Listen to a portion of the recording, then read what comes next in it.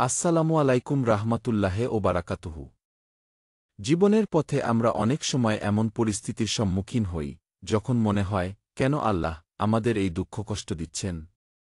২০১০ সালে আমি একটি বড় স্ট্রোকের শিকার হই। হাসপাতালের বেডে শুয়ে পুরো বাম পাশ প্যারালাইজড। আমি প্রতিদিন রাতে এই প্রশ্নটাই করতাম। ভয়, উদ্বেগ আর হতাশা আমাকে ঘিরে ধরেছিল।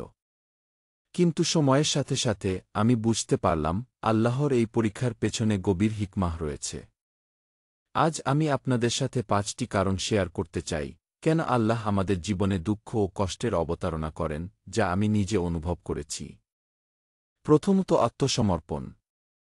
আল্লাহ আমাদের কষ্টের মাধ্যমে আমাদের অহংকার ভেঙে দেন এবং তার প্রতি নির্ভরশীলতা শেখান। স্ট্রোকের আগে আমি আমার কাজের সাফল্য আর আর্থিক অর্জনে এতটাই মগ্ন ছিলাম যে আল্লাহর দেওয়া নিয়ামতের প্রতি কৃতজ্ঞতা প্রকাশ করতে ভুলে গিয়েছিলাম। এই বিপর্যয় আমাকে শিখিয়েছে সবকিছুই আল্লাহর দান এবং আমাদের সবসময় তার প্রতি কৃতজ্ঞ থাকা উচিত।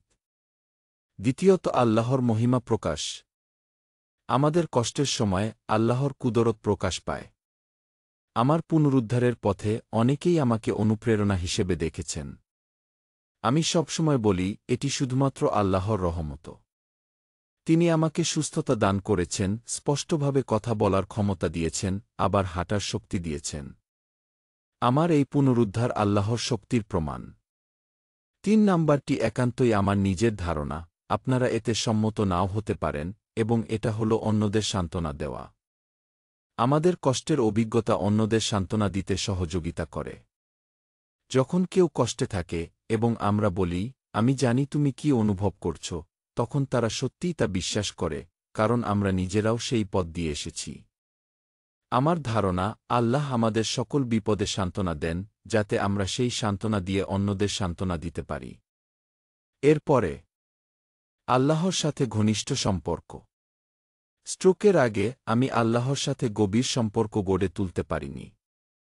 কিন্তু এই বিপর্যয়ের পর আমি বুঝতে পেরেছি, আল্লাহর সাথে ঘনিষ্ঠ সম্পর্ক গড়ে তুলতে হলে আমাদের তার কথা শুনতে হবে, তার সাথে কথা বলতে হবে, অর্থাৎ কুরআন পড়া, নামাজ পড়া এবং দোয়া করা।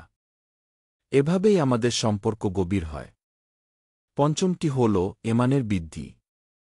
কষ্টের সময় আমরা আল্লাহর দিকে ফিরে যাই, এবং যখন তিনি আমাদের সেই কষ্ট থেকে মুক্তি দেন, আমাদের ঈমান আরও শক্তিশালী হয়।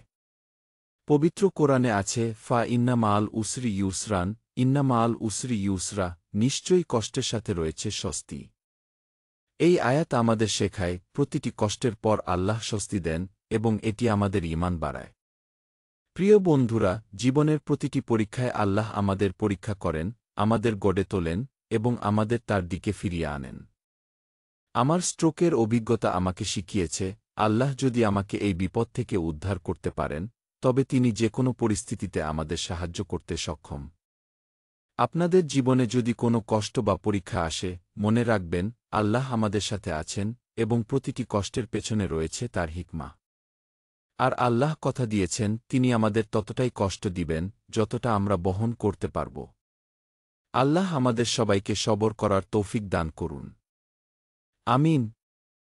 ভিডিওটি ভালো লাগলে একটা লাইক দিন, আর চ্যানেলের সাথে নিয়মিত থাকতে চ্যানেলটিকে সাবস্ক্রাইব করুন। দেখা হবে নতুন ভিডিওতে। আল্লাহ হাফেজ।